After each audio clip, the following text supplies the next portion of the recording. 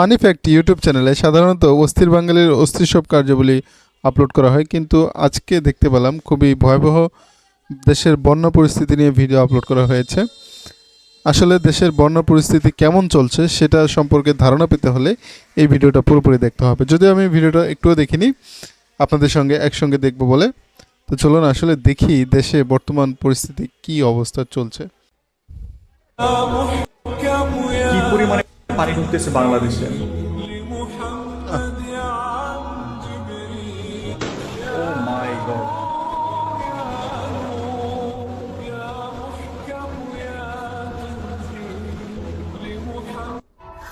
ফসলের জমি সব শেষ।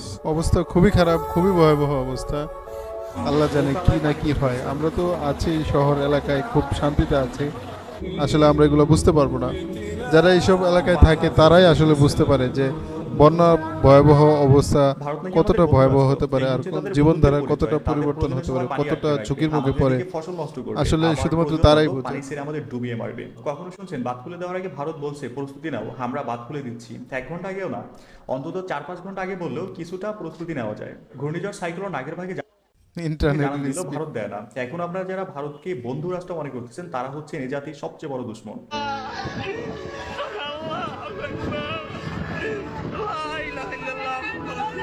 আরে সব গরু ছাগলগুলো ভাসে যেতেছে।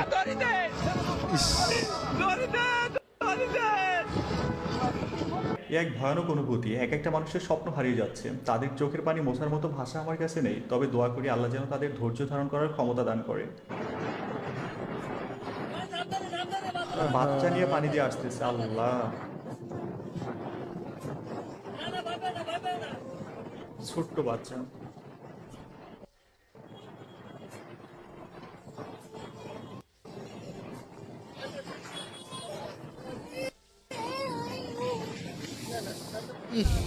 তো সহ্য ও করার মাই মতো না গড, এসব। পিছনে আরো মানুষ আছে দেখেন। এটা ফেনীর একটা দৃশ্য। এই বাচ্চাটার মাঝে আপনার সন্তান, ভাগিনা বা ভাতিজাকে একটু ভেবে দেখুন কতটা ভয়ঙ্কর মুহূর্ত। চারিদিকে ধুধু করে পানি, কোথাও নেই ডাঙা। আশেপাশে গাছগুলোর দিকে তাকালে মনে হয় যেন নদীর বুকে কচুরি পানা। ঈশ্বর কাঁদে মানুষ মরে তবু সমাজ নীরবে হাসে না, ঈশ্বর জানে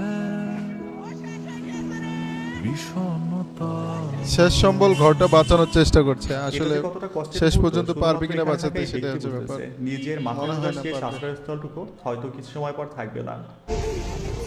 ও মাই গড, অলিগলিতে পানি ঢুকে গেছে, শহর এলাকায় পানি ঢুকে গেছে। কোথায় যাবে এই মানুষগুলা?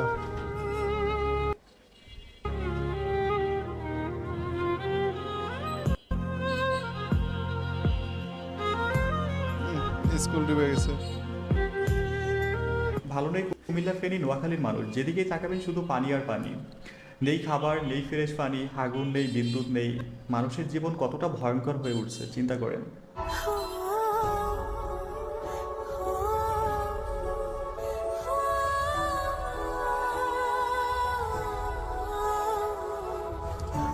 আলহামদুলিল্লাহ, আল্লাহ পাক আমাদেরকে অনেক ভালো রাখছে। তবে আল্লাহর কাছে দোয়া করি যেন আল্লাহ এদেরকেও এই বিপদ থেকে খুব দ্রুত রেহাই দেয়।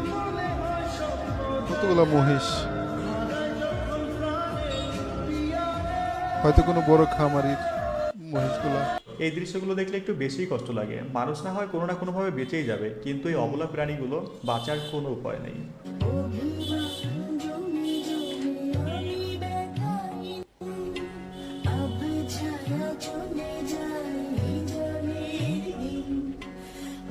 কই থাকবে এই মানুষগুলা? আজকে তো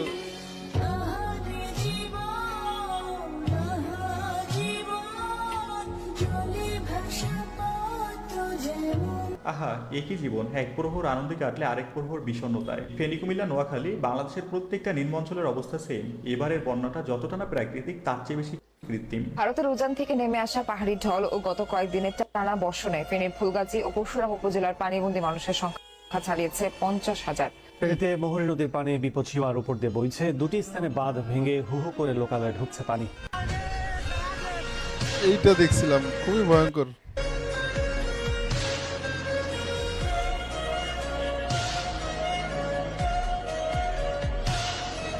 বাংলাদেশের অবস্থা ভয়ানক, একের পর এক লোকালয় ডুবে যাচ্ছে, লক্ষ লক্ষ মানুষ পানিবন্দী হয়ে পড়েছে, ফসল নষ্ট, গবাদি পশু শেষ, তারা নিঃস্ব হয়ে গেছে। এখন শুধুমাত্র তাদের জন্য দোয়া করা ছাড়া আর কিচ্ছু নেই। ব্রিজটা ভেঙে পড়বে এখন। আল্লাহ, আহ,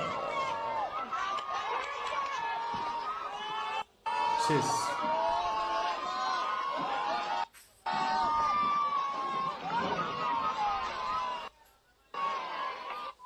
গাইস, এখানে একটু অপেক্ষা করুন, আমাদের ওয়েবসাইট p2pconnector.com সম্পর্কে বলে নেই। এই ওয়েবসাইটের মূল কাজ হচ্ছে অর্থের নিরাপত্তা দেওয়া।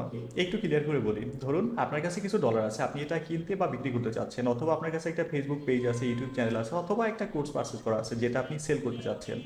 এক্ষেত্রে যার কাছে সেল করবেন বা কিনবেন তার থেকে প্রতারিত হওয়ার কিন্তু অনেক বড় একটা সম্ভাবনা থাকে। এখন আপনি যদি আপনার এই ছোট বিজনেস ডিলটা আমাদের ওয়েবসাইটের থ্রুতে করেন তাহলে প্রতারিত হওয়ার কোনো সুযোগ থাকবে না। এইখানে ফার্স্ট টাইম ডিপোজিট করতে হবে, তারপরে একটা সুন্দর প্রক্রিয়ার মাধ্যমে একজন থেকে টাকা অন্য একজনের অ্যাকাউন্টে ট্রান্সফার হয়ে যাবে। আর পারিশ্রমিক হিসেবে আমরা সামান্য একটা পার্সেন্টেজ চার্জ করব। আমার মনে হয় আপনার পুরো অর্থ হারিয়ে ফেলার চেয়ে ছোট্ট একটা পার্সেন্টেজ আমাদের সাথে শেয়ার করে নিরাপদে লেনদেন করাটা বুদ্ধিমানের কাজ হবে। আমাদের ওয়েবসাইটে আপনি কিভাবে অ্যাকাউন্ট ক্রিয়েট করবেন, ভেরিফাই করবেন, কিভাবে লেনদেন সম্পূর্ণ করবেন, সব কিছু দেখার জন্য পিন কমেন্টে একটা ভিডিও লিঙ্ক দেওয়া আছে, ওইটা দেখেন। আচ্ছা দেখবো না।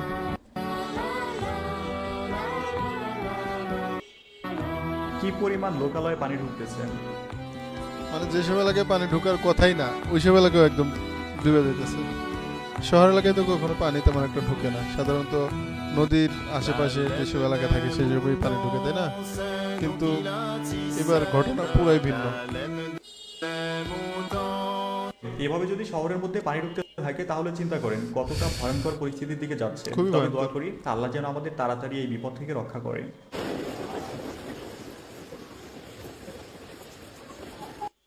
দোয়া করি ভাই তোমাদের জন্য। হে আল্লাহ, আপনি সবাইকে হেফাজত করুন। এই লাশটা এখন কেমনে কবর দিবে বলেন?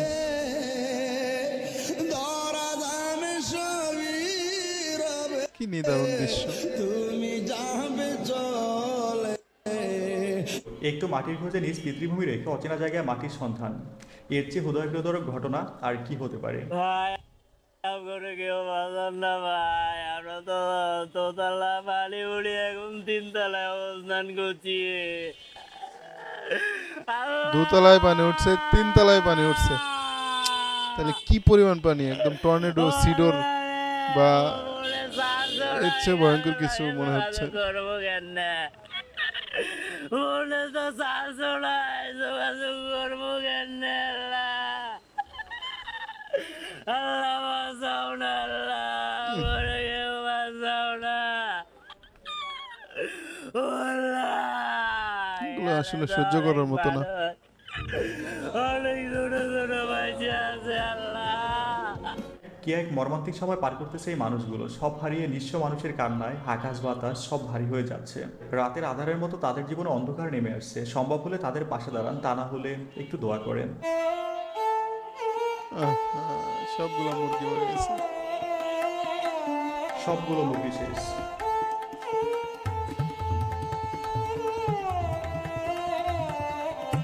স্বপ্ন শেষ, আশা ভরসা সব শেষ। খামারের জীবনটা নিঃস্ব, এতগুলো মুরগি মারা গেল।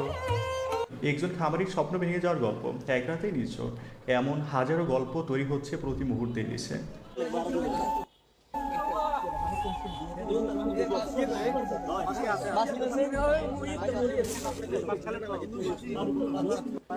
কই যাইব বলেন? এই গাড়ি নিয়ে যাইব কই?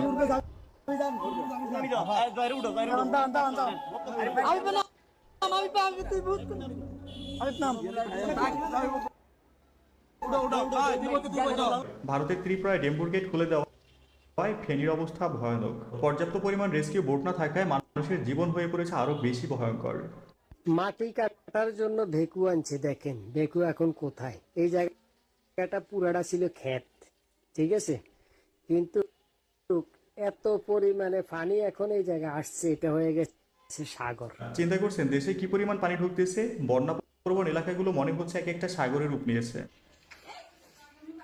আহা, আল্লাহ, বাসার সাপ মধ্যে ঢুকে সাপ। গেছে বাসার মধ্যে। কি ভয়ঙ্কর ব্যাপার স্যাপার।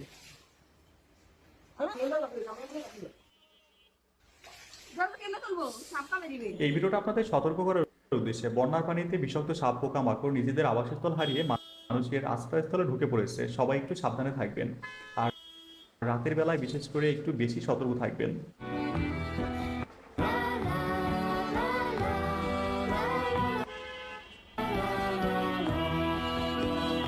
সেনাবাহিনীর ত্রাণের গাড়ি মনে হচ্ছে এগুলা। হবে আমরা সবাই মিলে এই দুর্যোগকে মোকাবেলা করব ইনশাল্লাহ। लेके वो पंखों में खुशियाँ उड़ने लगे कर दे मस्तियाँ वो आसमां के बसा नहीं का था মুরব্বী অসুস্থ মুরব্বী। नाम सीनू और एक थी झुन्नू रिश्ता हो जन्मों का। এত এত কষ্টের ভিডিওর মাঝে এটা একটা সুন্দর ভিডিও। বয়স হোক কিন্তু ভালোবাসা কখনো শেষ না হোক। শেষ বয়স পর্যন্ত হাত ধরে থাকার নামই সত্যিকারের ভালোবাসা। গাইস, ভিডিও শেষে বলতে চাই, একটা দেশের কাঠামোগত উন্নয়নের চেয়ে সেই দেশের নাগরিকদের জানমালের নিরাপত্তা নিশ্চিত করা বেশি জরুরি। ছোটবেলা থেকে দেখতেছি অন্য দেশের বন্যা, কৃত্রিম বন্যা বাংলাদেশের মানুষের জানমালের বহুত ক্ষতি করতেছে।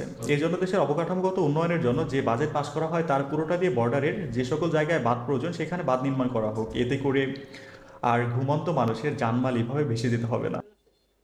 রিয়াকশন তো করতে এলাম, এটা ভিডিও দেখার পর আসলে কি বলবো, আমি ভাষা হারিয়ে ফেলেছি। সবেমাত্র তো শুরু বন্যার পরিস্থিতি, এটা যে কতদিন থাকে আল্লাহ পাকই ভালো জানে। তবে আল্লাহর কাছে দোয়া করি যেন খুব দ্রুত এই বন্যা পরিস্থিতি ভালো হয়ে যায় এবং আমাদের এই ভাই বোনেরা, আমাদের দেশবাসীরা যেন খুব দ্রুত এই বিপদ থেকে রক্ষা পেতে পারে।